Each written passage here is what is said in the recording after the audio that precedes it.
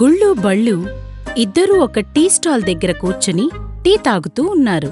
అరే బల్లు, ఈ చిన్న చిన్న దొంగతనాలు చేసి యాష్టకొస్తుందిరా బై.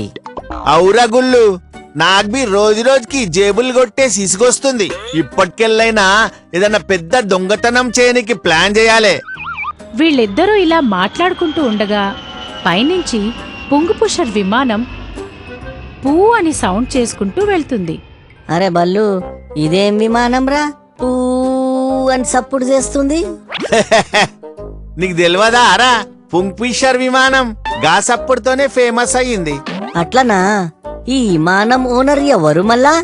దాని ఓనరు విజయ్ దాలియా. ఇండియాలోనే పెద్ద వ్యాపారవేత్త. రోజుకి లక్షలు సంపాదిస్తాడు, కోట్ల వ్యాపారం నడిపిస్తాడు. నడు, వాళ్ళింట్లోనే లూటీ చేద్దాం. గుల్లు విజయదాల్యా గురించి రీసెర్చ్ చేశాడు. అతను ఎప్పుడు ఎక్కడుంటాడు, ఏం చేస్తుంటాడు, ఎవర్ని కలుస్తూ ఉంటాడు, అతని గురించిన పేపర్ కట్స్ ని గోడకతికించాడు. గుల్లు రిసార్ట్కి వెళ్లాడు. రిసార్ట్లో పూల్ దగ్గర అమ్మాయిలతో సెల్ఫీలు దిగుతూ రెయిన్ డాన్స్ చేస్తున్నాడు. గుల్లు తన దృష్టంతా విజయదాల్యా మీదనే ఉంచాడు.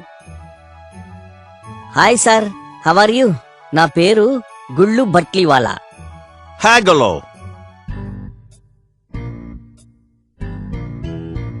దాల్యా మెడలో ఉన్న బంగారు గొలుసుని గుల్లు కొట్టేశాడు. గొలుసు తీసుకుని నగల వ్యాపారి దగ్గరికి వెళ్లాడు.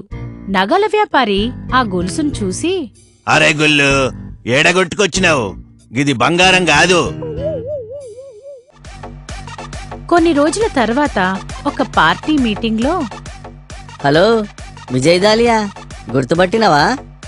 హ్యాగలో ఇద్దరూ గట్టిగా నవ్వారు. గుల్లు టైం చూసి దాల్యా పర్స్ ని కొట్టేశాడు. చాటుగా ఓపెన్ చేసి చూస్తే అందులో కార్డ్స్ తప్ప ఇంకేమీ లేవు. అరే గుల్లుగా, నీది చిన్న దిమాక్రా బై. పెద్ద పెద్దోళ్ళు పైసలు పెట్టుకోరు, కార్డ్స్ పెట్టుకుని తిరుగుతారు. కార్డ్స్ చూసి సంతోషపడ్డాడు. గుల్లు షాపింగ్ చేశాడు. బిల్ కౌంటర్ దగ్గరికి వెళ్ళాక, సార్, మీ కార్డు పనిచేయట్లేదు. అవునా? ఇగో ఈ కార్డు ట్రై చేయి. ఏ కార్డు పనిచేయట్లేదు సార్. షాప్ వాడు ఆ మాట అనగానే గుల్లు ఆ బట్టలు పట్టుకుని పారిపోతాడు. కొంచెంలా బయటపడ్డా, అయినా వాడే మంచిరా, ఒక్క కార్డు కూడా పనిచేస్తలేదు. వారం గడిచాక విజయదాల్యా వాష్రూంలోకి వెళ్ళాడు. విజయదాల్యా అటు వెళ్లగానే గుల్లు సూట్ కేస్ని ఓపెన్ చేసి చూశాడు. అందులో నకిలీ నోట్లున్నాయి.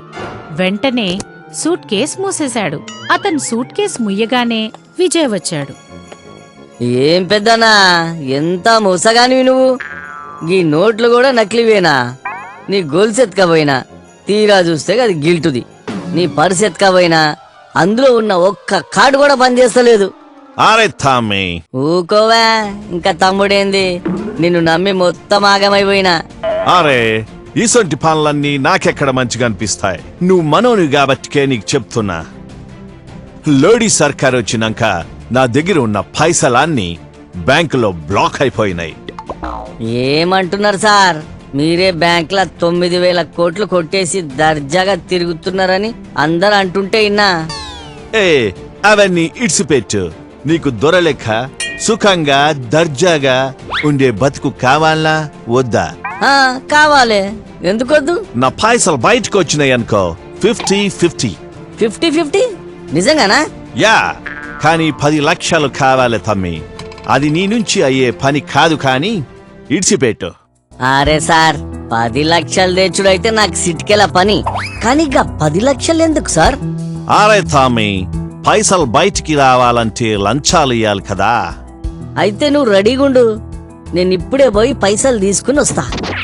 కొంచెం సేపటి తర్వాత గుల్లు 10 లక్షలు ఒక సూట్ కేసులో పెట్టుకుని వచ్చి దాల్యాకి ఇచ్చాడు.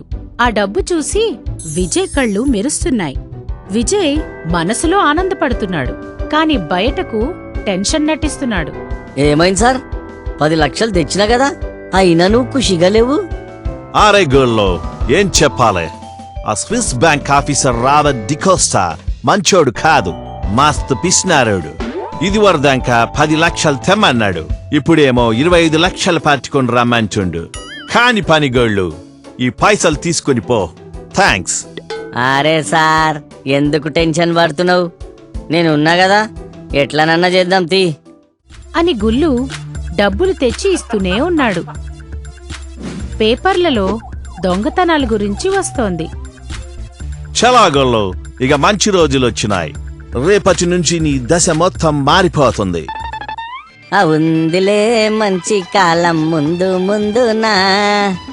గుల్లు ఆనందంగా ఇంట్లో కూర్చుని టీవీ చూస్తున్నాడు. ఛానల్స్ మారుస్తూ ఉండగా బ్రేకింగ్ న్యూస్ వస్తుంది. విజయ్ దాల్యా 9,000 కోట్లు బ్యాంక్లో తీసుకుని తన పుంగ్ పుషర్ విమానంలో పారిపోయాడు. అరే దాలియా సార్, అరే ఒక్కడే ఎడిపోతాండు. దాలియా సార్, ఒక్కడే ఎడిపోతున్నావు. విజయ్ దాల్యా నవ్వుతూ బాయ్ బాయ్ గుల్లు అని సైగ చేస్తున్నాడు. విమానం ఫుర్రనుకుంటూ ఎగిరిపోయింది. వెంటనే డోర్స్ ఓపెన్ అయ్యాయి. పోలీసులొచ్చి ఇలాంటి మరెన్నో అద్భుతమైన కథలతో మనం మళ్ళీ కలుసుకుందాం.